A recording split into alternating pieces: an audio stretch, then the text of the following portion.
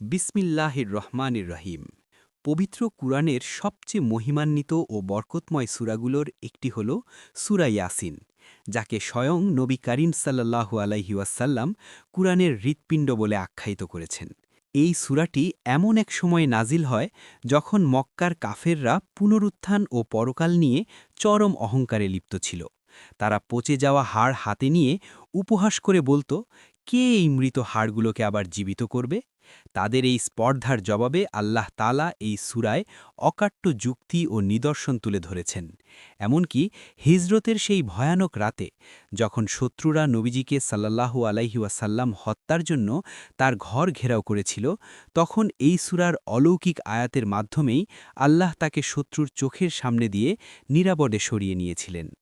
আজ আমরা সূরা ইয়াসিনের সেই অলৌকিক ঘটনা, আন্তাকিয়ার সেই সাহসী মুমিনের আত্মত্যাগ এবং এই সূরার গভীরে লুকিয়ে থাকা বৈজ্ঞানিক ও আধ্যাত্মিক রহস্যগুলো বিস্তারিতভাবে জানব। আপনি যদি এই ঈমানদীপ্ত আলোচনাটি মিস করতে না চান, তবে আমাদের চ্যানেলটি সাবস্ক্রাইব করুন এবং ভিডিওটিতে একটি লাইক দিয়ে আমাদের সাথেই থাকুন। শুকনো ধুলায় ভরা আন্তাকিয়ার রাস্তায় একজন মানুষ দৌড়ে আসছিল, হাঁপাচ্ছিল। তার পেছনে ছিল উত্তেজিত রাগান্বিত এক জনতা। সে জানত আজ যা বলতে যাচ্ছে তাতে তার প্রাণও চলে যেতে পারে। তবুও সেদিন সে সত্যের পক্ষে দাঁড়িয়েছিল। সে আল্লাহর প্রেরিত বার্তাবাহকদের সমর্থন করেছিল। সে বলেছিল, আমি সেই আল্লাহর উপর ঈমান এনেছি যার উপর তারাও ঈমান এনেছেন। হে আমার সম্প্রদায়, আপনারা এই বার্তাবাহকদের অনুসরণ করুন। তাদের অনুসরণ করুন যারা আপনার কাছ থেকে কোনো পারিশ্রমিক চায় না। তারাই সত্যিকার অর্থে সঠিক পথে রয়েছে। এর সূরাগুলোর গল্প নিয়ে ধারাবাহিকভাবে এগিয়ে চলেছি। আপনি যদি প্রস্তুত থাকেন, চলুন শুরু করি। সূরা ইয়াসিনকে কুরআনের হৃদয় বলা হয়। এটি মক্কায় নাজিল হয়েছিল, যে কুরাইশ গোত্রের মধ্যে আমাদের নবী সাল্লাল্লাহু আলাইহি ওয়াসাল্লাম বসবাস করতেন। তারা তার দাওয়াত গ্রহণ করেনি। তারা মৃত্যুর পর পুনর্জীবিত হওয়ার বিষয়টি অস্বীকার করত। মানুষের হৃদয় কঠিন হয়ে গিয়েছিল, সন্দেহ আর প্রশ্নে ভরে উঠেছিল অন্তর।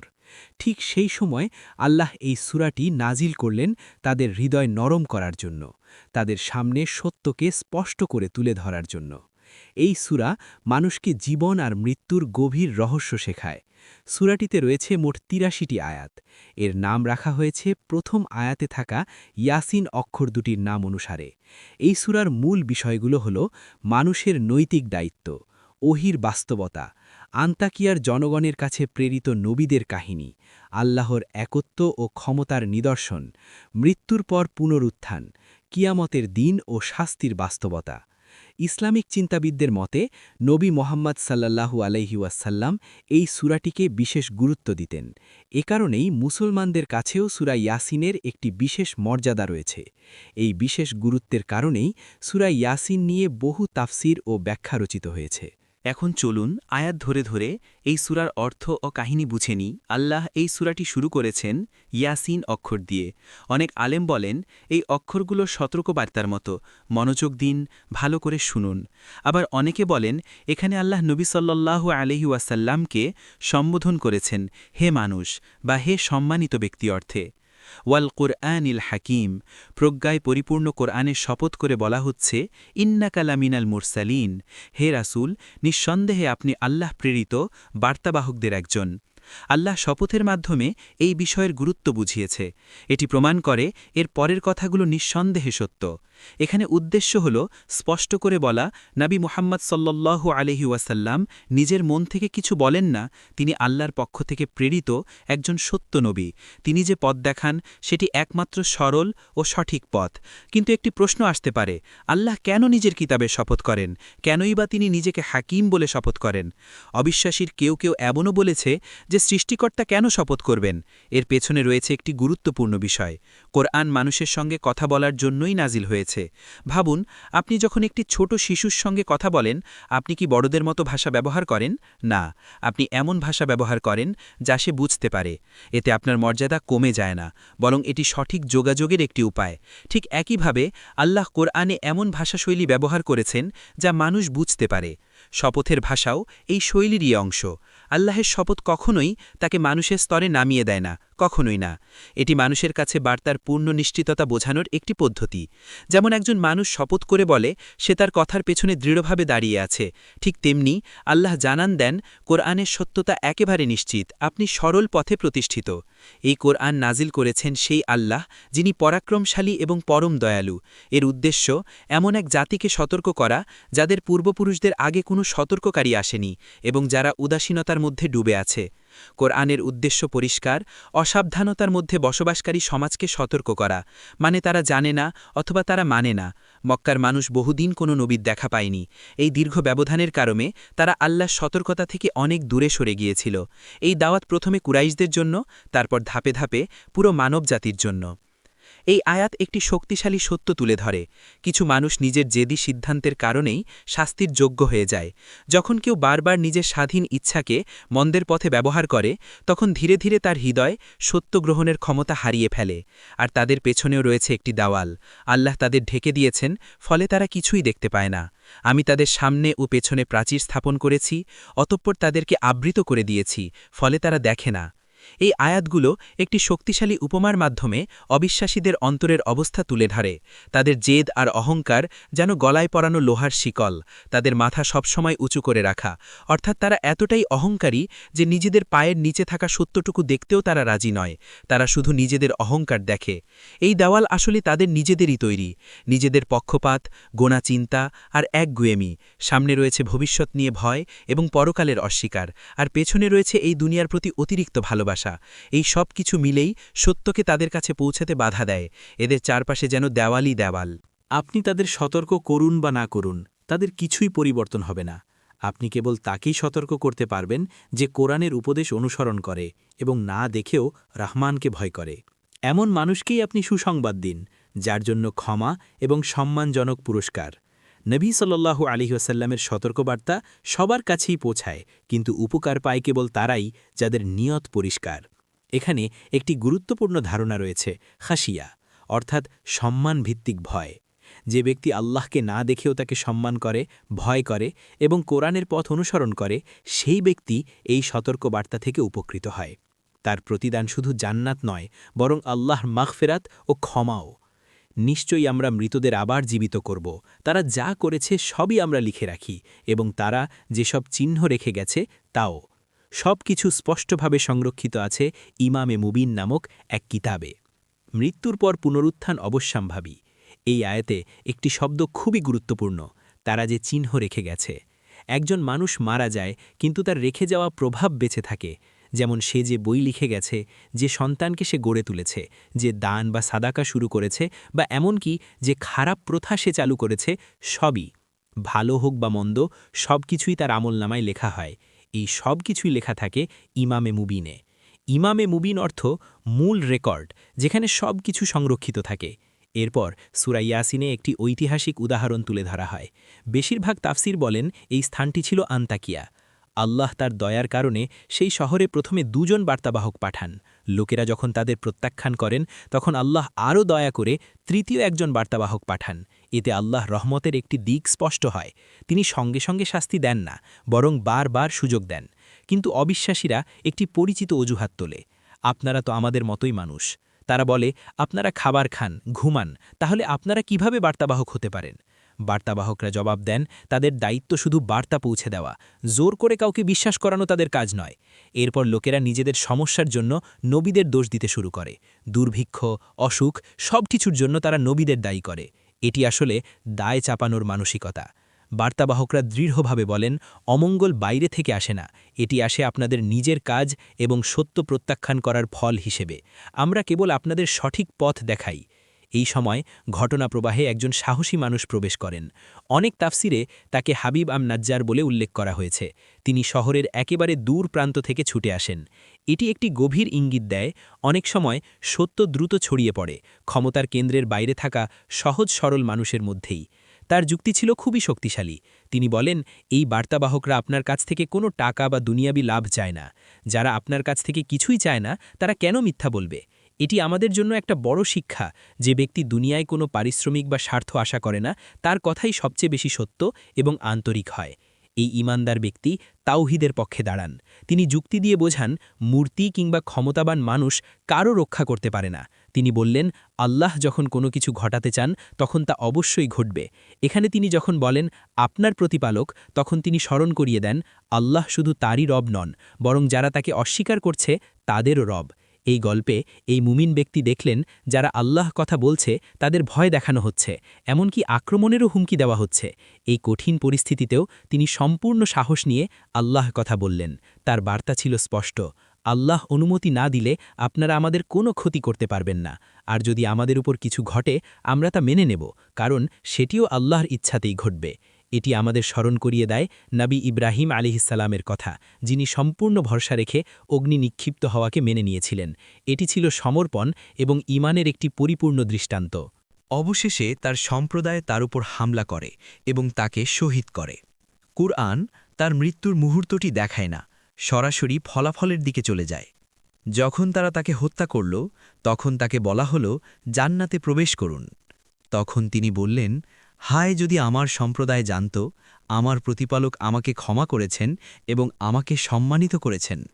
মৃত্যুর পরেও তিনি নিজের জন্য নয়, বরং নিজের কওমের জন্য আফসোস করলেন। ভাবুন তো, আপনাকে হত্যা করা হয়েছে আর আপনার সামনে জান্নাত খুলে দেওয়া হয়েছে। আপনি আনন্দিত, কিন্তু তবুও আপনার হৃদয় নরম। আপনি রাগান্বিত নন, বরং গভীর মমতায় ভরে আছে মন, কারণ আপনার মানুষগুলো এখনও সত্য জানে না। এটি ঈমান এবং দয়ার একটি অসাধারণ স্তর। এই মুমিনের ঈমান সময় পেরিয়ে আজও আলো ছড়াচ্ছে। এই কারণেই আল্লাহ তার কাহিনী সূরা ইয়াসিনের প্রথম পাতায় লিপিবদ্ধ করেছেন। আল্লাহ তাকে আমাদের জন্য একটি আদর্শ হিসেবে তুলে ধরেছেন। ধন্য তিনি, আর ধন্য তারা যারা তার পথ অনুসরণ করে। আল্লাহ যেন আমাদের সবাইকে জান্নাতে তার সাথে মিলিত হবার তৌফিক দেন, আমিন। এরপর আসে এমন একটি আয়াত যা গভীর কণ্ঠে তেলাওয়াত করা হলে হৃদয় কেঁপে ওঠে। আল্লাহ বলেন, আমি তাদের বিরুদ্ধে আকাশ থেকে কোনো বাহিনী পাঠাইনি, পাঠানোর প্রয়োজনও ছিল না। ছিল শুধু এক ভয়ঙ্কর শব্দ, আর মুহূর্তের মধ্যেই তারা সবাই শেষ হয়ে গেল। হায়, আমার বান্দাদের জন্য আফসোস, যখনই কোনো রাসূল আসে তারা তাকে উপহাস করে। তারা নিজেদের শক্তিশালী ভাবত, মনে করত তারা অজেয়, কিন্তু আল্লাহ দেখিয়ে দিলেন তারা আসলে কতটা দুর্বল। একটি শব্দই তাদের ধ্বংসের জন্য যথেষ্ট ছিল।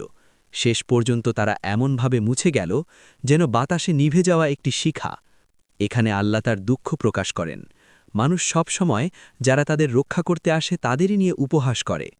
এই আয়াত এটাও দেখায় একটি শক্তিশালী শব্দ, একটি কম্পন, একটি বিস্ফোরণ একটি পুরো জাতিকে ধ্বংস করে দিতে পারে। সেই যুগে কোনো বইয়ে একথা লেখা ছিল না। আধুনিক বিজ্ঞান ও প্রযুক্তির মাধ্যমে আমরা আজ বুঝতে পেরেছি শব্দতরঙ্গ মৃত্যু ডেকে আনতে পারে, কিন্তু আল্লাহ শত শত বছর আগেই এই সত্য আমাদের জানিয়ে দিয়েছেন। আল্লাহর নির্দেশে জিব্রাইল আলাইহিসসালাম এক প্রচণ্ড চিৎকার করেন, আর কেউই বেঁচে থাকে না। আল্লাহ এরপর বলেন, শেষ পর্যন্ত সবাইকে তার সামনে একত্রিত করা হবে। শাস্তি শুধু এই দুনিয়ার ধ্বংসে সীমাবদ্ধ নয়, কিয়ামতের দিন তাদের সবাই আল্লাহর সামনে দাঁড়াবে, জবাবদিহি করবে এবং প্রকৃত শাস্তি পাবে যা তাদের প্রাপ্য। যদি কেউ দেখতে চায় আল্লাহ এসব করতে সক্ষম, তাহলে যেন সে চারপাশের নিদর্শনগুলোর দিকে তাকায়। পরের আয়াতে আল্লাহ প্রকৃতি থেকে একটি উদাহরণ দেন তাদের জন্য যারা পরকালে বিশ্বাস করে না। যেমন শীতকালে মৃত জমি বসন্তে আবার জীবিত হয়ে ওঠে, ঠিক তেমনি মানুষকেও আবার জীবিত করা হবে। এই আয়াত এটাও বোঝায় আল্লাহর সৃষ্টি আর মানুষের প্রচেষ্টার মধ্যে একটি গভীর সম্পর্ক রয়েছে। ফল জন্মায় আল্লাহর ক্ষমতায়, কিন্তু জমিতে কাজ করে মানুষের হাত। রিজিক আসে আল্লাহর কাছ থেকে, কিন্তু চেষ্টা মানুষের দায়িত্ব। আয়াতের শেষে আল্লাহ প্রশ্ন করেন, তবুও কি তারা কৃতজ্ঞ হবে না? পবিত্র তিনি, যিনি সব কিছুকে জোড়ায় জোড়ায় সৃষ্টি করেছেন। পৃথিবীতে যা জন্মায়, মানুষ নিজে, এমনকি এমন অনেক কিছু যা তারা এখনও জানে না। তাফসিরে বলা হয় এটি একটি বৈজ্ঞানিক ইঙ্গিত। শুধু মানুষ বা প্রাণী নয়, গাছপালাও পুরুষ আর স্ত্রী হিসেবে সৃষ্টি।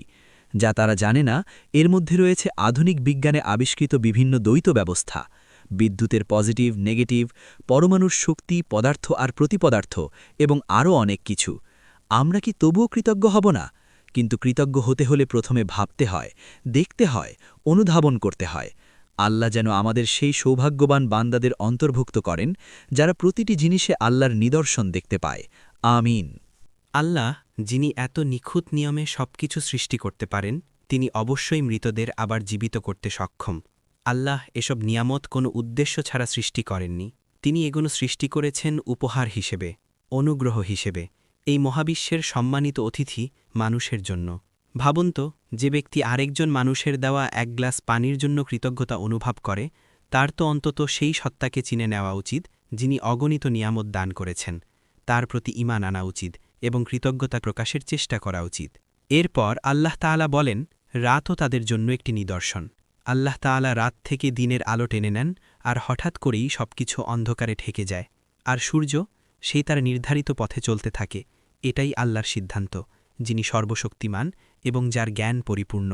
এটি সূরা ইয়াসিনের তৃতীয় প্রমাণ। রাত আর দিনের বিস্ময়কর সৃষ্টি। পৃথিবীর মূল অবস্থা হল অন্ধকার। আলো স্থায়ী নয়, এটি সাময়িক। পৃথিবী ঘুরতে থাকে, আর সূর্যের আলো যেখানে পড়ে সেখানে তৈরি হয় একটি সরু চলমান আলোর বেল্ট। পৃথিবী ঘোরে, আলো সরে যায়, আর তার জায়গায় আসে অন্ধকার। মনে হয় যেন অদৃশ্য কোনো হাত খুব কোমলভাবে পৃথিবীর উপর থেকে আলোর চাদরটি সরিয়ে নিচ্ছে। যেই মুহূর্তে সূর্যের আলো সরে যায়, সেই জায়গা সঙ্গে সঙ্গে অন্ধকারে ঢেকে যায়। এটা স্পষ্ট, আল্লাহ ছাড়া আর কোনো সত্তার রাতের আগমন থামানোর বা দিনের প্রস্থান আটকানোর ক্ষমতা নেই। তাই এটা পরিষ্কার হয়ে যায়, ইবাদাত কেবল আল্লাহরই প্রাপ্য। এরপর আসে চতুর্থ প্রমাণ, সূর্য। সূর্যই আমাদের পৃথিবীকে আলো দেয়। জীবনের জন্য এটি অত্যন্ত গুরুত্বপূর্ণ। আমাদের প্রতিপালক, যার ক্ষমতার কোনো সীমা নেই এবং যিনি সবকিছু জানেন, সূর্যকে একটি নির্দিষ্ট পথে স্থাপন করেছেন। সূর্য সেই পথেই চলবে একটি নির্দিষ্ট সময় পর্যন্ত। কিন্তু এই চলাচলও চিরস্থায়ী নয়। সূর্যেরও একটি নির্দিষ্ট শেষ রয়েছে। এখন কিছু বৈজ্ঞানিক তথ্য দেখি যা আমাদের ভাবনাকে আরও গভীর করে। সূর্য ও পৃথিবীর মধ্যকার দূরত্ব প্রায় 15 কোটি কিলোমিটার। এই মহাবিশ্বের বয়স প্রায় ১৩.৫ বিলিয়ন বছর, আর সূর্যের বয়স প্রায় ৫ বিলিয়ন বছর। অসংখ্য পদার্থ একত্রিত হয়ে চাপে সংকুচিত হয়ে সূর্য সৃষ্টি হয়েছে এক বিশাল অগ্নিগোলক হিসেবে। এটি আকারে মাঝারি একটি নক্ষত্র, তবুও এতটাই বিশাল যে এর ভেতরে প্রায় ১৩ লক্ষ পৃথিবী ঢুকে যেতে পারে। সূর্যের পৃষ্ঠের তাপমাত্রা প্রায় ৬,০০০ ডিগ্রি সেলসিয়াস, আর এর কেন্দ্রের তাপমাত্রা প্রায় ২ কোটি ডিগ্রি সেলসিয়াস। সূর্য তার কক্ষপথে প্রতি ঘণ্টায় প্রায় ৭,২০,০০০ কিলোমিটার চলে, মানে প্রতিদিন প্রায় ১৭,২৮,০০,০০০ কিলোমিটার। প্রতি সেকেন্ডে ৫৬৪ মিলিয়ন হাইড্রোজেন পরিণত হয় ৫৬০ মিলিয়ন হিলিয়ামে। এই ৪ মিলিয়ন টনের পার্থক্যই শক্তিতে রূপান্তরিত হয় এবং আলো ও তাপ হিসেবে মহাকাশে ছড়িয়ে পড়ে। হিসেব করলে দেখা যায় সূর্য প্রতি সেকেন্ডে প্রায় ৪ মিলিয়ন টন ভর হারায়, প্রতি মিনিটে প্রায় ২৪০ মিলিয়ন টন। তবুও যদি ধরে নেওয়া হয় সূর্য ৩ বিলিয়ন বছর ধরে এভাবেই শক্তি উৎপাদন করছে, তাহলে তার মোট ভর ক্ষয় বর্তমান ভরের মাত্র ৫,০০০ ভাগের ১ ভাগ। এই বিপুল শক্তি সত্ত্বেও সূর্যকে এমন নিখুঁত আকার ও ক্ষমতায় সৃষ্টি করা হয়েছে যা পৃথিবীর জীবনের জন্য ঠিক যতটুকু দরকার। কিন্তু একদিন সূর্যের কেন্দ্রে হাইড্রোজেন শেষ হয়ে যাবে। কেন্দ্রে হিলিয়াম বাড়তে থাকবে, ভারী হতে হতে তা আশেপাশের অংশকে আরও বেশি টানবে। এই প্রক্রিয়ায় একদিন পৃথিবীর শেষ ডেকে আনবে। সূর্য কিন্তু একা নয়, এটি মিল্কি ওয়ে গ্যালাক্সির প্রায় ২০০ বিলিয়ন নক্ষত্রের একটিমাত্র নক্ষত্র, আর মিল্কি ওয়ে নিজেই আধুনিক দূরবীক্ষণে দেখা শত শত গ্যালাক্সির একটিমাত্র গ্যালাক্সি। আমাদের গ্যালাক্সির এক প্রান্ত থেকে আরেক প্রান্তে যেতে লাগে প্রায় ১,০০,০০০ আলোকবর্ষ। আলো ১ সেকেন্ডে ৩,০০,০০০ কিলোমিটার পথ অতিক্রম করে। পৃথিবী রয়েছে এই গ্যালাক্সির একটি সর্পিল বাহুতে। গ্যালাক্সির কেন্দ্রে পৌঁছাতে হলে পাড়ি দিতে হবে প্রায় ৩,০০,০০০ ট্রিলিয়ন কিলোমিটার। যিনি এই বিশাল ব্যবস্থা সৃষ্টি করেছেন, যিনি সূর্যের মতো দানবাকৃতি নক্ষত্রকে জ্বালিয়ে রেখেছেন, চলমান রেখেছেন, আর চাইলে আলো নিভিয়ে দিতে পারেন, নিশ্চয়ই তিনি আমাদের প্রতিপালক। এরপর আসে পঞ্চম প্রমাণ, চাঁদ। আল্লাহ বলেন, চাঁদের জন্য আমরা নির্দিষ্ট ধাপ নির্ধারণ করেছি। চাঁদ তার কক্ষপথে চলতে চলতে একসময় এমন হয়ে যায় যেন শুকিয়ে যাওয়া খেজুরের পুরনো বাঁকা ডাল। সূর্য কখনও চাঁদকে ধরতে পারে না, আর রাতও দিনকে ছাড়িয়ে যেতে পারে না। প্রত্যেকেই নিজ নিজ কক্ষপথে সচল। এই আয়াত দেখায় মহাজাগতিক ব্যবস্থার কি নিখুঁত সংবেদনশীলতা। চাঁদ হল পৃথিবীর উপগ্রহ এবং জীবনের জন্য একটি অপরিহার্য অংশ। চাঁদ সূর্য এবং পৃথিবীর মাঝখানে অবস্থান করে এবং রাতে সূর্যের আলো প্রতিফলিত করে আমাদের কাছে পৌঁছে দেয়। পৃথিবীর চারপাশে নিজের কক্ষপথে ঘুরতে ঘুরতে চাঁদের রূপ বদলায়। প্রতিটি ধাপেই তার আলাদা আলাদা অবস্থা দেখা যায়। চাঁদ প্রতিদিন নতুন রূপ নেয়, দিনে দিনে তা বড় হতে থাকে। ১৪তম রাতে চাঁদ পূর্ণিমায় রূপ নেয়, সম্পূর্ণ উজ্জ্বল। এরপর ধীরে ধীরে সে আবার ছোট হতে থাকে, অবশেষে ফিরে যায় পাতলা বাঁকা সেই আকৃতিতে, যেমনটি আয়াতে বলা হয়েছে, শুকিয়ে যাওয়া পুরনো খেজুরের ডাঁটার মতো। আধুনিক বিজ্ঞানও নিশ্চিত করেছে চাঁদের কক্ষপথ পুরোপুরি গোল নয়, একপাশে রয়েছে সামান্য ভেতরের দিকে বাঁকা।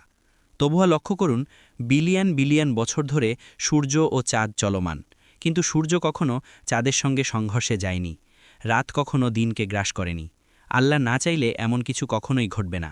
সূর্য, চাঁদ এবং মহাবিশ্বের সব কিছু নিজ নিজ কক্ষপথে সাঁতার কাটছে কেয়ামত পর্যন্ত। গ্রহগুলি সূর্যের চারদিকে ঘরে, সূর্য নিজেও মিল্কি ওয়ে গ্যালাক্সির কেন্দ্রের চারদিকে ঘরে।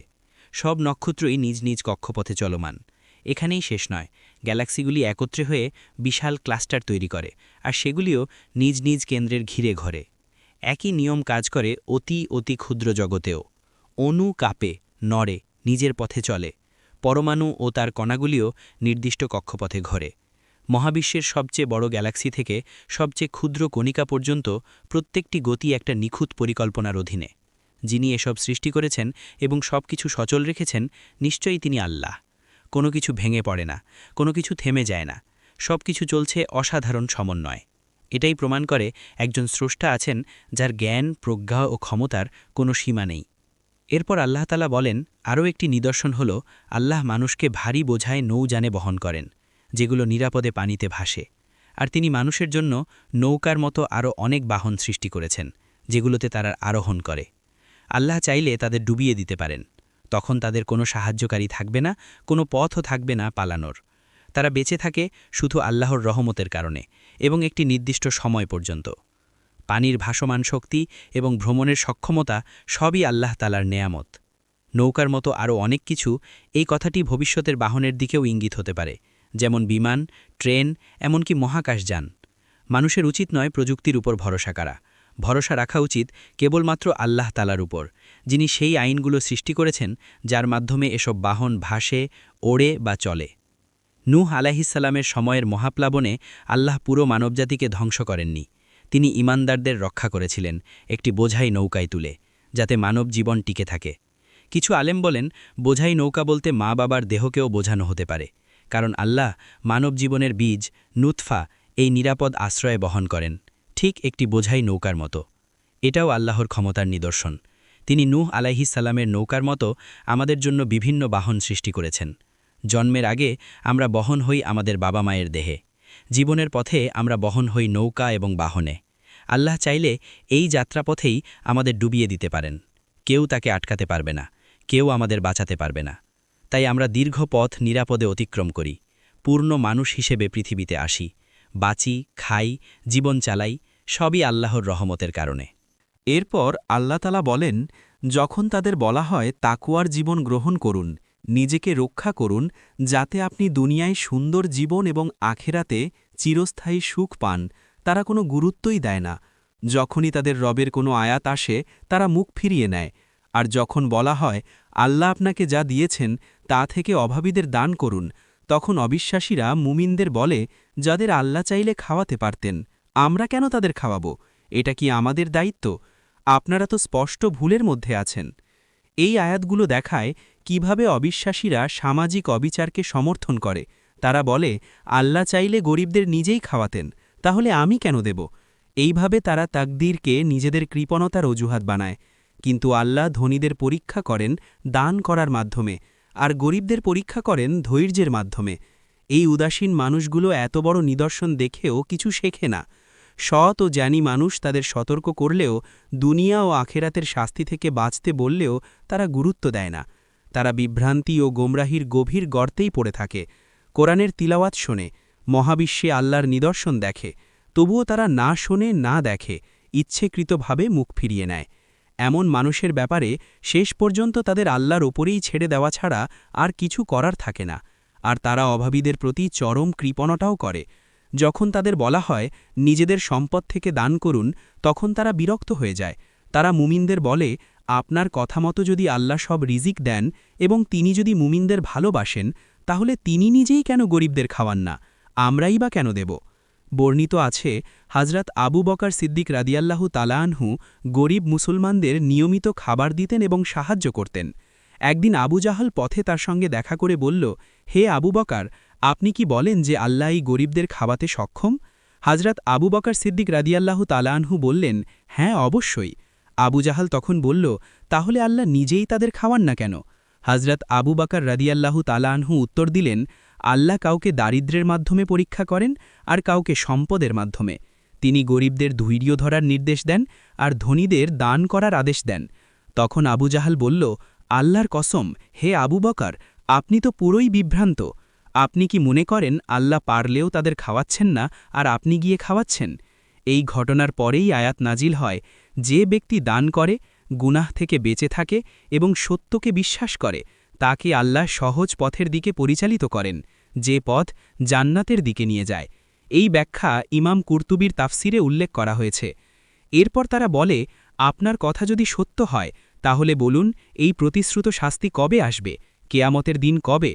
তারা আসলে অপেক্ষা করছে একটিমাত্র ভয়ঙ্কর শব্দের।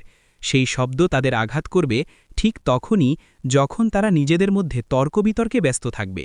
সেই মুহূর্তে তারা কোনো ওসিয়ত করতে পারবে না, পরিবারের কাছেও ফিরে যাওয়ার সুযোগ পাবে না। কেয়ামতের আগমন হবে হঠাৎ, মানুষ থাকবে দৈনন্দিন কাজে ব্যস্ত, লেনদেন, তর্ক, স্বাভাবিক জীবনযাপনে, আর এক মুহূর্তেই সব কিছু থেমে যাবে। যারা তাওহীদ অস্বীকার করে তারা কেয়ামতকেও অস্বীকার করে। তারা উপহাস করে বলে, এই দিনটা কবে আসবে যার ভয় দেখাচ্ছেন? কিন্তু সেই দিন অবশ্যই আসবে। ছোট কেয়ামত অর্থাৎ মৃত্যু, সেটিও নিঃসন্দেহে আসবে। এটিও আসবে হঠাৎ, কোনো পূর্ব সংকেত ছাড়াই। মুহূর্তটি এলে কারো শেষ কথা বলার সুযোগ থাকবে না, কারো পরিবারের কাছে ফিরে যাওয়ার সুযোগ থাকবে না। নবী করিম সাল্লাল্লাহু আলাইহি ওয়াসাল্লাম বলেছেন, দুজন মানুষ কাপড় খুলে বিক্রি করছিল, কিন্তু ভাঁজ করার আগেই কেয়ামত এসে যাবে। একজন লোক নিজের পশুর জন্য পানির ব্যবস্থা করছিল, কিন্তু পানি দেওয়ার আগেই কেয়ামত এসে যাবে। আরেকজন ওজন মাপার পাল্লায় একটি ওজন রাখল, দ্বিতীয়টি রাখার আগেই কেয়ামত এসে যাবে। আরেকজন খাবারের লোকমা মুখের দিকে তুলল, কিন্তু গিলবার আগেই কেয়ামত এসে যাবে। সাহি বুখারী। এরপর ৫১ নম্বর আয়াতে বলা হয়, সিংগায় ফুট দেওয়া হবে, আর সঙ্গে সঙ্গে তারা কবর থেকে বের হয়ে দ্রুত তাদের প্রতিপালকের দিকে ছুটে চলবে। তারা বলবে, হায় আমাদের সর্বনাশ, আমাদের এই নিদ্রা থেকে কে জাগিয়ে তুলল? তখন বলা হবে, এটাই সেই প্রতিশ্রুতি যা রহমান দিয়েছিলেন, আর রাসূলরা সত্য বলেছিলেন। সিঙ্গার দ্বিতীয় ফুকি হবে পুনরুত্থানের সূচনা। অবিশ্বাসীদের জন্য মৃত্যু যেন গভীর ঘুমের মতো। যখন তারা জীবিত হবে তারা ভয়ে চমকে উঠবে। তারা বলবে, আমাদের কে ফিরিয়ে আনল? হায় যদি আমরা চিরতরে শেষ হয়ে যেতাম। ৫২ নম্বর আয়াত দুটি গুরুত্বপূর্ণ সত্য তুলে ধরে। কবরের শাস্তি একটি দুঃস্বপ্নের মতো, কিন্তু কেয়ামতের ভয়াবহতার তুলনায় তা কিছুই নয়। হজরত আলী রাদিয়াল্লাহু তাআলা আনহু বলেছেন, মানুষ দুনিয়ায় ঘুমিয়ে আছে, মরলে তারা জেগে ওঠে। আখিরাতের তুলনায় এই দুনিয়া যেন একটি স্বপ্ন। মৃত্যুর পর পর্দা সরে যায়, মানুষ বাস্তবতাকে স্পষ্টভাবে দেখতে পায়। চূড়ান্ত জীবনের তুলনায় এমনকি কবরও এক ধরনের ঘুমের মতো। পূর্ণ সত্য প্রকাশ পায় কেবল কেয়ামতের দিন। কুরআন বলে, প্রথম সিংগায় সবাই মারা যাবে, দ্বিতীয় সিংগায় সবাই আবার জীবিত হবে। যেমন বলা হয়েছে, যেদিন সিংগায় ফুৎ দেওয়া হবে, আসমান ও জমিনে যারা আছে সবাই অচেতন হয়ে পড়বে, আল্লাহ যাদের চান তারা ছাড়া। তারপর আবার ফুৎ দেওয়া হবে আর তারা দাঁড়িয়ে যাবে ভীত সন্ত্রস্ত অবস্থায়। সূরা জুমার আয়াত ৬৮। আরেক আয়াতে বলা হয়েছে, সেদিন তারা কবর থেকে বের হবে দ্রুত ছুটতে ছুটতে, যেন কোনো লক্ষ্যবস্তুর দিকে দৌড়াচ্ছে। তাদের চোখ হবে ভয়ে নত, অপমানে ভরা। এটাই সেই দিন যার প্রতিশ্রুতি তাদের দেওয়া হয়েছিল। সেদিন সবাই নিশ্চিতভাবে বুঝবে আখেরাত সত্য এবং নবীরা সত্যি বলেছিলেন। কিন্তু যারা দুনিয়ায় অস্বীকার করেছিল তাদের অনুশোচনা হবে ভীষণ গভীর এবং যন্ত্রণাদায়ক। তবুও সেই অনুশোচনা তাদের কোনো উপকারে আসবে না। প্রত্যেকে পাবে নিজের প্রাপ্য, কোনো জুলুম ছাড়াই। এরপর ৫৫ নম্বর আয়াতে জান্নাতের কথা বলা হয়। কেয়ামতের দিনে জান্নাতবাসীরা থাকবে আনন্দ আর প্রশান্তিতে ভরা ব্যস্ততায়। তারা জান্নাতের নেয়ামত থেকে খাবে ও পান করবে, আনন্দ উপভোগ করবে। পরের আয়াতগুলোতে বলা হয়, তারা ও তাদের জীবনসঙ্গীরা শীতল ছায়ার নিচে বিশ্রাম নেবে। তারা হেলান দিয়ে বসবে উঁচু আরামদায়ক আসনে। সেখানে থাকবে সব ধরনের ফল এবং যা কিছু তাদের হৃদয় চায়। আর সবচেয়ে সুন্দর বিষয় হল, তাদের প্রতিপালক যিনি পরম দয়ালু তাদের উদ্দেশ্যে বলবেন, আপনাদের প্রতি শান্তি। যারা জান্নাত অর্জন করেছে তাদের কিয়ামতের দিনে দীর্ঘ অপেক্ষায় রাখা হবে না। তারা হয়তো কোনো প্রশ্ন ছাড়াই জান্নাতে প্রবেশ করবে, অথবা খুব হালকা ও সহজ হিসাবের মধ্য দিয়ে যাবে। তাদের আমলনামা পরিষ্কার, তাই তারা কষ্ট পাবে না। অপরাধীদের মতো আটকে রাখা হবে না, যারা দুনিয়াতে তাদের নিয়ে উপহাস করত। সেদিন সেই অবিশ্বাসীরা বুঝবে কারা ছিল প্রকৃত বুদ্ধিমান। জান্নাতবাসীরা কখনো একঘেয়েমিতে ভুগবে না, তারা থাকবে পূর্ণ আনন্দে, শান্তি ও তৃপ্তির মধ্যে। তাদের পাশে থাকবে তাদের জীবনসঙ্গীরা। তারা ছায়ার নিচে বিশ্রাম নেবে, সুন্দরভাবে সাজানো আসনে হেলান দিয়ে যেন যত্ন করে প্রস্তুত করা এক একটি বিয়ের কক্ষ। সেখানে থাকবে সব ধরনের ফল, সব পছন্দের খাবার ও পানীয়, যা তারা চাইবে, যা তাদের মন আকাঙ্ক্ষা করবে, সবই সেখানে উপস্থিত থাকবে। কিন্তু সবচেয়ে বড় নেয়ামত হল এটি, অসীম দয়ার অধিকারী প্রতিপালক নিজেই তাদের সম্ভাষণ করবেন। নবী করিম সাল্লাল্লাহু আলাইহি ওয়াসাল্লাম বলেছেন, জান্নাতবাসীরা যখন জান্নাতের নেয়ামত উপভোগ করবে, হঠাৎ তাদের উপর একটি আলো উদ্ভাসিত হবে। তারা মাথা উঁচু করে তাকাবে এবং আল্লাহকে দেখবে। আল্লাহ তখন বলবেন, হে জান্নাতবাসীরা, আপনাদের প্রতি শান্তি। এই কথাটি আয়াতের অর্থ। তাদের রব পরম দয়ালু তাদের সালাম জানাবেন। আল্লাহকে দেখার মুহূর্তে তারা জান্নাতের সব নেয়ামত ভুলে যাবে। কোনো কিছুই সেই মুহূর্তের সঙ্গে তুলনীয় হবে না। আর যখন আল্লাহ নিজেকে আড়াল করবেন, তখন সেই সাক্ষাতের আলো ও বরকত চিরদিনের জন্য তাদের সঙ্গে থেকে যাবে। ইবনে মাজাহ। এখন আসে অবিশ্বাসীদের দুর্দশার আলোচনায়। ৫৫ নম্বর আয়াতে খাওয়া ও পান করা এই আনন্দের অর্থ এসেছে ফাকিহুন শব্দ থেকে, যার অর্থ ফল ভোগকারী মানুষ, আনন্দে নিমগ্ন মানুষ। ৫৭ নম্বর আয়াতেও একই অর্থ এসেছে ফাকিহাতুন শব্দে, যার সরাসরি অর্থ ফল। এখানে কুরআনের অলৌকিক ভাষাশৈলীর আরেকটি দৃষ্টান্ত দেখা যায়। ৫৪ নম্বর আয়াতে বলা হয়েছিল, প্রত্যেক মানুষ নিজের কাজের ফল পাবে। ফল আসলে একটি গাছের জীবনের চূড়ান্ত ফলাফল। যেমন গাছের ফল তার প্রকৃতির পরিচয় দেয়, ঠিক তেমনি জান্নাতের পুরস্কার মুমিনের দুনিয়ার জীবনের প্রতিফলন। ৫৫-৫৭ নম্বর আয়াতের অর্থ হল, মুমিনরা জান্নাতে পাবে এই দুনিয়ায় করা তাদের সৎকর্মের প্রতিদান। আল্লাহ যে সৎকর্ম কবুল করেন তা আখেরাতের মাঠে একটি বীজের মতো রোপণ হয়। যে আন্তরিকতা ও উৎকর্ষতার সঙ্গে কাজটি করা হয়, তার উপর নির্ভর করে পুরস্কারের মাত্রা। প্রত্যেকে পাবে ভিন্ন ভিন্ন স্তরের জান্নাত। আল্লাহ জাহান্নামবাসীদের জন্য দিবেন তাদের কাজের ঠিক সমান প্রতিফল। কিন্তু জান্নাতবাসীদের জন্য আল্লাহ প্রস্তুত করেন এমন সব উপহার যা তাদের কাজের চেয়েও অনেক বেশি। জান্নাতে তাদের জন্য থাকবে তারা যা চায় তার চেয়েও অতিরিক্ত। এরপর অবিশ্বাসীদের ডেকে বলা হবে, হে অপরাধী অবিশ্বাসীরা, আজ তোমরা আলাদা হয়ে যাও, মুমিনদের থেকে দূরে দাঁড়াও। কিয়ামতের দিনে মুমিনদের কাতার আর অপরাধীদের কাতার সম্পূর্ণ আলাদা করা হবে। আল্লাহ তাদের স্মরণ করিয়ে দেবেন মানুষকে দেওয়া সেই অঙ্গীকার। শয়তানের অনুসরণ মানে শুধু তাকে পূজা করা নয়, বরং তার কুপ্ররোচনায় জীবন চালানো। আপনারা কি বিবেক ব্যবহার করেননি? এই প্রশ্নটি দেখায় ইসলামে বুদ্ধিবৃত্তির কত বড় মূল্য। জাহান্নামের পথ একটি মৃত বিবেকের পথ, চিন্তাহীন জীবনের ফল। যে প্রতিপালক মুমিনদের জান্নাতে স্বাগত জানিয়েছিলেন এবং শান্তির সালাম দিয়েছিলেন, সেই প্রতিপালকই আজ অবিশ্বাস ও শিরক নিয়ে আসা লোকদের জন্য নিজের ক্রোধ প্রকাশ করবেন। আল্লাহ তখন তাদের বলবেন, মুমিনদের থেকে আলাদা হয়ে যাও, এক পাশে দাঁড়াও। ভাবুন তো, একজন শিক্ষক যখন দুষ্টু ছাত্রকে বলেন এক পাশে দাঁড়াও, তাতেই কতটা ভয় তৈরি হয়। আর এখানে যিনি বলছেন, তিনি হচ্ছেন সমগ্র জগতের প্রতিপালক। এই দৃশ্যটি তখন ভয়াবহ রূপ নেয়। এর পরের কয়েকটি আয়াতে আল্লাহ বলেন, হে আদম সন্তানেরা, আমি কি তোমাদের নির্দেশ দিইনি শয়তানের ইবাদত করো না? নিশ্চয়ই সে তোমাদের প্রকাশ্য শত্রু। আর শুধু আমারই ইবাদত করো, এটাই সরল পথ। কিন্তু শয়তান তো তোমাদের মধ্য থেকে অগণিত প্রজন্মকে পথভ্রষ্ট করেছে, তোমরা কি বিবেক ব্যবহার করনি? এরপর আল্লাহ তাআলা বলবেন, এই সেই জাহান্নাম যার ব্যাপারে তোমাদের সতর্ক করা হয়েছিল। আজ তোমরা এতে প্রবেশ করো, এর আগুনে জ্বলার জন্য, কারণ তোমরা দুনিয়ায় অস্বীকারের মধ্যে ছিলে এবং অবিশ্বাসী অবস্থায় মৃত্যুবরণ করেছ। প্রথম মানুষ সৃষ্টি হওয়ার পর থেকেই আল্লাহ তাআলা প্রত্যেক জাতি ও সম্প্রদায়ের কাছে নবী পাঠিয়েছেন। কুরআনে বলা হয়েছে, কোনো জাতি সতর্ককারী ছাড়া থাকেননি। নবীদের মাধ্যমে আল্লাহ মানুষকে শিখিয়েছেন কি করতে হবে আর কি করা যাবে না। এই শিক্ষার ভিত্তি দুটি। প্রথমত, ক্ষতি থেকে বাঁচা। এই কারণেই আল্লাহ আগে বলেন কি করা যাবে না। শয়তানের আনুগত্য করো না, তার কথা মেনো না, কারণ সে মানবজাতির চিরশত্রু। সৃষ্টির শুরু থেকেই সে মানবজাতির প্রতি ঘৃণা ঘোষণা করেছে এবং কিয়ামত পর্যন্ত মানুষকে পথভ্রষ্ট করার অনুমতি চেয়েছে। এটাই এই দুনিয়ার পরীক্ষার মূল রহস্য। হাসান বাসরি রাহমাতুল্লাহ আলাইহি বলেছেন, যে ব্যক্তির মধ্যে এই চারটি সুরক্ষা থাকে, আল্লাহ তাকে শয়তানের অনিষ্ট থেকে রক্ষা করেন। প্রথমত, যখন তার কোনো প্রবল চাহিদা জাগে, সে নিয়ন্ত্রণ হারায় না, নিজের নফসকে নিয়ন্ত্রণ করে। দ্বিতীয়ত, যখন সে কোনো কিছুকে ভয় পায়, সে আতঙ্কিত হয় না, নিজের নফসকে নিয়ন্ত্রণ করে।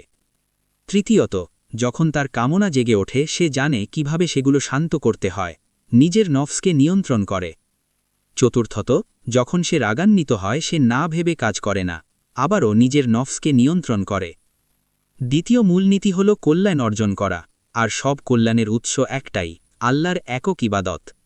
সুতরাং যে সরল পথ জান্নাতের দিকে নিয়ে যায় তা হল আল্লাহর প্রতি খাঁটি ও আন্তরিক ইবাদত।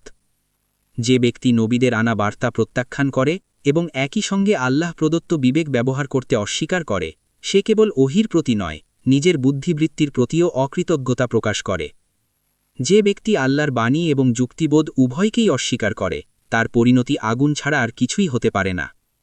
কিয়ামতের দিনে এদের কোনো গ্রহণযোগ্য অজুহাত থাকবে না। এরপর ৬৫ নম্বর আয়াতে বলা হয়, সেদিন আমরা তাদের মুখ সিল করে দেব, তাদের হাত আমাদের সঙ্গে কথা বলবে আর তাদের পা সাক্ষ্য দেবে তারা কি করত। এই অস্বীকারকারীরা যখন ভয়ে কাঁপতে কাঁপতে অজুহাত বানানোর চেষ্টা করবে তখন তাদের মুখ বন্ধ করে দেওয়া হবে। তাদের নিজের অঙ্গপ্রত্যঙ্গই তাদের বিরুদ্ধে কথা বলবে। হাত বলবে সে কি করেছে, পা সাক্ষ্য দেবে কোথায় কোথায় গেছে। সূরা ফুস্সিলাতে এই দৃশ্য আরও বিস্তারিতভাবে বর্ণনা করা হয়েছে। যখন তারা আগুনের সামনে দাঁড়াবে তাদের কান, চোখ এবং চামড়া তাদের সব কাজের সাক্ষ্য দেবে। তারা বিস্ময়ে তাদের চামড়াকে বলবে, তুমি আমাদের বিরুদ্ধে সাক্ষ্য দিচ্ছ কেন? চামড়া উত্তর দেবে, যিনি সব কিছুকে কথা বলান তিনি আমাদের কথা বলিয়েছেন, তিনি তোমাদের প্রথমবার সৃষ্টি করেছেন, আর তার দিকেই তোমাদের ফিরে যেতে হবে। তোমরা কখনো ভাবনি তোমাদের কান, চোখ এবং চামড়া তোমাদের বিরুদ্ধে সাক্ষ্য দেবে, বরং তোমরা মনে করেছিলে আল্লাহ তোমাদের অধিকাংশ কাজই জানেন না। আনাস ইবনে মালিক রাদিয়াল্লাহু তাআলা আনহু বর্ণনা করেন, একদিন আমরা আল্লাহর রসূল সাল্লাল্লাহু আলাইহি ওয়াসাল্লামের সঙ্গে বসেছিলাম। হঠাৎ তিনি হাসলেন। তিনি বললেন, তোমরা কি জানো আমি কেন হাসলাম? আমরা বললাম, আল্লাহ ও তার রাসূলই ভালো জানেন। তিনি বললেন, আমি হাসলাম কারণ কেয়ামতের দিনে এক বান্দা তার প্রতিপালকের সঙ্গে যেভাবে কথা বলবে তা ভেবে। সে বান্দা বলবে, হে আমার রব, আপনি কি আমাকে জুলুম থেকে রক্ষা করেননি? আল্লাহ বলবেন, হ্যাঁ। তখন সেই বান্দা বলবে, আমি আমার বিরুদ্ধে নিজে ছাড়া আর কোনো সাক্ষী মানি না। আল্লাহ বলবেন, আজ তোমার নিজের সাক্ষ্যই তোমার জন্য যথেষ্ট, আর সম্মানিত লেখক ফেরেশতারাও সাক্ষী রয়েছে।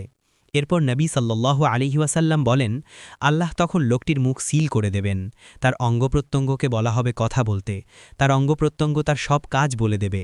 এরপর আল্লাহ তাকে আবার কথা বলার সুযোগ দেবেন।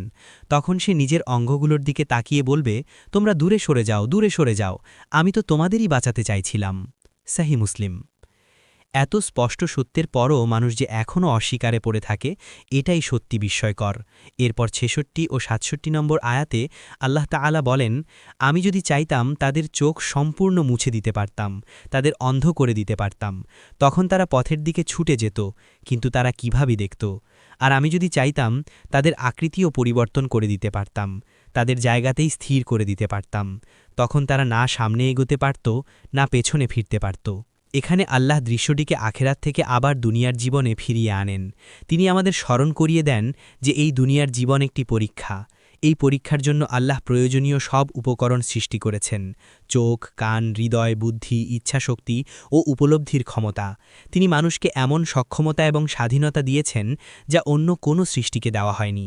আল্লাহ চাইলে মানুষের অবিশ্বাসের কারণে তাদের দৃষ্টি কেড়ে নিতে পারতেন, তখন তারা বাধ্য হতো বিশ্বাস করতে। তিনি চাইলে মানুষের মানবিক রূপও কেড়ে নিতে পারতেন, তাদের পাথর বানিয়ে দিতে পারতেন, অথবা দিশাহারা পশুতে রূপান্তর করতে পারতেন। আল্লাহ এসব করতে সম্পূর্ণ সক্ষম, কিন্তু যদি তিনি তা করতেন তাহলে পরীক্ষার আর কোনো অর্থ থাকত না। এই কারণেই আল্লাহ পুরো বিশ্বজগৎকে, পৃথিবী, আকাশ আর মাঝের সব কিছুকে একটি বিশাল পরীক্ষা কেন্দ্র বানিয়েছেন। আল্লাহর ইবাদত অত্যন্ত সম্মানজনক, কিন্তু এই ইবাদতের পরীক্ষাও অত্যন্ত কঠিন।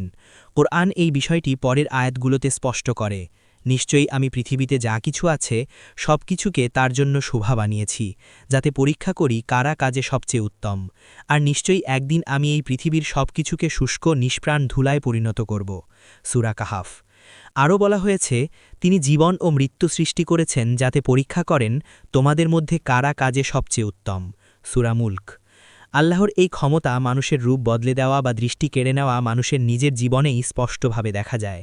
৬৮ নম্বর আয়াতে বলা হয়েছে, যাকে আমি দীর্ঘজীবন দিই তার সৃষ্টি আমি উল্টো দিকে ফিরিয়ে দিই। তোমরা কি বোঝো না তোমরা কোথায় এগোচ্ছ? একজন মানুষ যদি নিজের সৃষ্টি নিয়ে একটু চিন্তা করে, শৈশব, বড় হওয়া, যৌবনের শক্তি আর তারপর বার্ধক্যের দুর্বলতা, তাহলে সে স্পষ্টভাবে বুঝবে তার জীবনে একটি অশেষ ক্ষমতা নিরবিচ্ছিন্নভাবে কাজ করছে এবং সেই ক্ষমতাকে কেউ থামাতে পারে না। এই আয়াতটি বিশেষভাবে আমাদের বার্ধক্য নিয়ে ভাবতে আহ্বান জানায়। বয়স্ক মানুষদের দিকে তাকালে আমরা দেখি তাদের দেহ গঠনের উল্টো যাত্রা শুরু হয়। পিঠ বেঁকে যায়, দাঁত পড়ে, চোখে আলো কমে আসে, কানে শোনা দুর্বল হয়, জিহ্বা আর আগের মতো স্বচ্ছভাবে কাজ করে না, হাত পা শক্তি হারায়, হৃদয় দুর্বল হয়, পাকস্থলী ঠিকমতো খাবার হজম করতে পারে না। মানুষ কি কখনো ভাবে সে কোথা থেকে এসেছে আর কোথায় যাচ্ছে? যদি মানুষ একটু চিন্তা করে, তাহলে সে বুঝবে যিনি তাকে সৃষ্টি করেছেন তিনি তাকে উদ্দেশ্যহীন ছেড়ে দেননি। যিনি তাকে জীবন দিয়েছেন এবং বাঁচিয়ে রেখেছেন তিনিই তাকে মৃত্যু দেবেন, আর তিনি আবার তাকে জীবিত করবেন এবং বিচার করবেন চিরস্থায়ী পুরস্কার অথবা চিরস্থায়ী শাস্তির জন্য। এরপর ৬৯ ও ৭০ নম্বর আয়াতে বলা হয়, আমি নবীকে কবিতা শিক্ষা দিইনি, আর কবিতা তার জন্য উপযুক্তও নয়। আমি যে কিতাব তাকে দিয়েছি সেটা শুধু উপদেশ এবং সুস্পষ্ট সতর্কবার্তা। এই কুরআন নাজিল করা হয়েছে তাদের সতর্ক করার জন্য যাদের অন্তর জীবিত, অর্থাৎ শুধু শারীরিকভাবে জীবিত নয়, বরং যাদের বুদ্ধি, বিবেক ও আত্মা জাগ্রত, আর যাতে অবিশ্বাসীদের বিরুদ্ধে প্রমাণ সম্পূর্ণ হয়। অবিশ্বাসীরা নবী সাল্লাল্লাহু আলাইহি ওয়াসাল্লামকে কবি বলত কোরআনের গুরুত্ব কমিয়ে দেখানোর জন্য, কিন্তু আল্লাহ তাআলা এই অভিযোগ প্রত্যাখ্যান করেন। কবিতা কল্পনা এবং আবেগের ওপর দাঁড়িয়ে থাকে, আর কোরআন দাঁড়িয়ে আছে সত্যের ওপর। যে কেউ চিন্তা ও মনন নিয়ে কোরআনের দিকে তাকাবে সে বুঝবে এটি কবিতার মতো নয়, এটি অস্পষ্ট বা কল্পনাপ্রসূত নয়, বরং আল্লাহর বাণী যা ঐশী সত্যকে স্পষ্ট করে।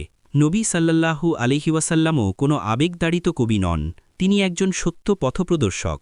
কুরআন ভাষা বা অর্থ কোনো দিক থেকেই কবিতা নয়, এতে নেই কবিতার ছন্দ বা কল্পনার বাড়াবাড়ি, বরং এতে রয়েছে হিকমা, সত্য, হেদায়াত ও আলো। তবুও অবিশ্বাসীরা একগুয়েমির সঙ্গে কোরআনকে কবিতা আর রসুলুল্লাহ সাল্লাল্লাহু আলাইহি ওয়াসাল্লামকে কবি বলেই যেতে থাকল। এর জবাবে আল্লাহ তাআলা স্পষ্ট ঘোষণা করেন, নবী সাল্লাল্লাহু আলাইহি ওয়াসাল্লামকে কবিতা শেখানো হয়নি, আর কবিতা নবুয়তের মর্যাদার সঙ্গে মানানসই নয়। কুরআন কোনো কবিতা নয়, এটি আল্লাহর পক্ষ থেকে নাজিল করা একটি ঐশী স্মরণিকা। এটি তাদের জাগিয়ে তোলে যাদের অন্তর জীবিত, বুদ্ধি সুস্থ এবং অনুভূতি নির্মল। এরপর ৭১ থেকে ৭৬ নম্বর আয়াতে আল্লাহ বলেন, তোমরা কি দেখো না আমি নিজ ক্ষমতায় তোমাদের জন্য কত পশু সৃষ্টি করেছি, তোমরা সেগুলার মালিক হও এবং সহজেই ব্যবহার করো। আমি সেগুলোকে তোমাদের অধীন করে দিয়েছি, কিছুতে তোমরা চড়ো আর কিছু তোমরা খাও। এই পশুগুলো থেকে তোমরা বহু উপকার পাও, এগুলো থেকে পানীয় পাও, যেমন দুধ। তবুও কি তোমরা কৃতজ্ঞ হবে না? অথচ এসবের পরও তারা আল্লাহ ছাড়া অন্য উপাস্য গ্রহণ করে। তারা মনে করে এই মিথ্যা উপাস্যরা তাদের সাহায্য করবে, কিন্তু বাস্তবে এসব মিথ্যা উপাস্য তো নিজেদেরই সাহায্য করতে পারে না, বরং উল্টো এসব তথাকথিত দেবতাকে তাদের পূজারীরাই রক্ষা করে। তাই হে রাসূল, তারা যা বলে তাতে আপনি দুঃখিত হবেন না, আমি জানি তারা কি গোপন করে আর কি প্রকাশ করে। আল্লাহ মানুষকে একটি বড় নিয়ামতের কথা স্মরণ করিয়ে দেন, পশু। এই শক্তিশালী সৃষ্টিগুলোকে তিনি মানুষের জন্য বশীভূত ও উপকারী করে দিয়েছেন, কিন্তু মুশরিক ও অকৃতজ্ঞ মানুষ এই নিয়ামতগুলোর কোনো কদরই করে না, বরং তারা এমন জিনিসের ইবাদত করে যা তাদের কোনো উপকারই করতে পারে না। কি অদ্ভুত যুক্তিহীন অবস্থা! যারা নিজেদেরই রক্ষা করতে পারে না তারা অন্যকে কিভাবে সাহায্য করবে? এই কারণেই মুমিনদের, বিশেষ করে রসুলুল্লাহ সাল্লাল্লাহু আলাইহি ওয়াসাল্লামকে এদের কথায় দুঃখিত হওয়া নিষেধ করা হয়েছে। এর পরের ৩টি আয়াতে আল্লাহ বলেন, মানুষ কি চিন্তা করে না আমি তাকে সৃষ্টি করেছি এক ভোঁটা তরল থেকে, তারপর হঠাৎ করেই সে আমার স্পষ্ট বিরোধী হয়ে দাঁড়ায়। সে নিজের সৃষ্টি ভুলে যায় এবং আমার সামনে উদাহরণ দাঁড় করায়। সে বলে, এই পচে যাওয়া হাড়গুলোকে কে আবার জীবিত করবে? আপনি বলুন, যিনি এগুলোকে প্রথমবার সৃষ্টি করেছিলেন তিনি আবার এগুলোকে জীবিত করবেন। তিনি সব ধরনের সৃষ্টি সম্পর্কে পূর্ণ জ্ঞান রাখেন। এটাই এই সূরার সবচেয়ে শক্তিশালী শেষ যুক্তি। একটি প্রসিদ্ধ ঘটনা রয়েছে, এক অবিশ্বাসী উবাই ইবনে খালাফ একটি পচে যাওয়া হাড় তুলে নিল। সে সেটিকে হাতে চূর্ণ করে নবী সাল্লাল্লাহু আলাইহি ওয়াসাল্লামকে চ্যালেঞ্জ করে বলল, কে এই হাড়কে আবার জীবিত করবে? আল্লাহর জবাব ছিল খুব সহজ, যুক্তিপূর্ণ এবং শক্তিশালী। কিছুই না থেকে কিছু সৃষ্টি করা সবচেয়ে কঠিন ধাপ। যদি আল্লাহ প্রথমবার মানুষকে শূন্য থেকে সৃষ্টি করে থাকেন, তাহলে দ্বিতীয়বার তাকে সৃষ্টি করা নিশ্চয়ই আরও সহজ। ৮০ নম্বর আয়াতে বলা হয়, তিনি সবুজ গাছ থেকে আপনাদের জন্য আগুন বের করেন, আর সেই আগুন দিয়েই আপনারা জ্বালানি জ্বালান। এই আয়াতটি ইঙ্গিত করে শক্তির রূপান্তরের দিকে। সবুজ ভেজা গাছ সূর্যের আলো সংগ্রহ করে সালোক সংশ্লেষণের মাধ্যমে শক্তি সঞ্চয় করে। যখন সেই গাছ শুকিয়ে যায়, সেই সঞ্চিত শক্তি আগুনে রূপ নেয়। পানি আর আগুন, এই দুই বিপরীত জিনিস থেকেই আল্লাহ শক্তি ও জীবন সৃষ্টি করেন। যিনি সবুজ গাছ থেকে আগুন বের করতে পারেন, তিনি মৃত হাড় থেকেও জীবন ফিরিয়ে আনতে সক্ষম। মরুভূমির পথিকরা মার ও আফার গাছের ডাল একে অপরের সঙ্গে ঘষলে আগুনের স্ফুলিঙ্গ বের করে। যিনি একটি গাছের ভেতরে তার সম্পূর্ণ বিপরীত জিনিস আগুন রেখে দিতে পারেন, তিনি কি পচে দেওয়া হাড়ে আবার জীবন দিতে পারবেন না? নিশ্চয়ই পারবেন। এই আয়াতের মধ্যে কিছু বৈজ্ঞানিক ইঙ্গিত রয়েছে। কিছু আলেম বলেন এখানে পেট্রোলিয়াম বা তেলের দিকেও ইশারা থাকতে পারে। এরপর ৮০ নম্বর আয়াত থেকে শেষ আয়াত পর্যন্ত আল্লাহ বলেন, যিনি আসমান ও জমিন সৃষ্টি করেছেন, তিনি কি মৃত মানুষকে আবার সৃষ্টি করতে পারবেন না? অবশ্যই পারবেন। তিনি এমন সত্তা, যিনি প্রতিটি জিনিস নিখুঁতভাবে সৃষ্টি করেন এবং সব কিছু সম্পর্কে পূর্ণ জ্ঞান রাখেন। আল্লাহ তাআলা যখন কোনো কিছু ঘটাতে চান, তিনি শুধু বলেন হও, আর তা হয়ে যায়। পবিত্র তিনি, যিনি সব ধরনের ত্রুটি, অংশীদার ও সীমাবদ্ধতা থেকে মুক্ত।